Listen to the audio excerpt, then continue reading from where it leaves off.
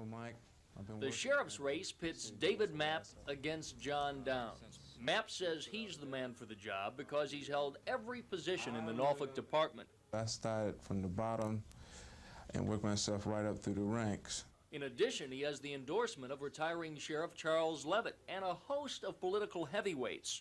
But that doesn't bother Downs. David Mapp offers the citizens of Norfolk 3.5 years as a supervisor at the Norfolk City Jail.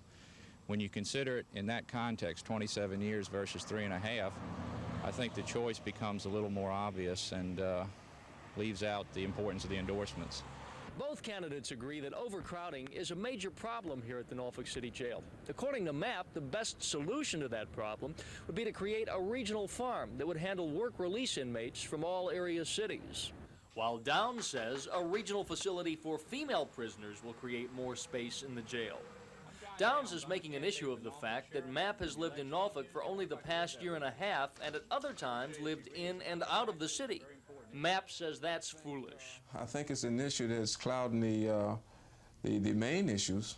You know, the main issue is who is the best man qualified for the sheriff position. I think Norfolk voters have a right to know who lives in Norfolk and why they live in Norfolk and how long they've lived in Norfolk and whether in reality they'd rather be living someplace else. And naturally, both say they are the best man. We scrutinize the candidates because you would want a person in there who really understands the problems, and I'm that candidate.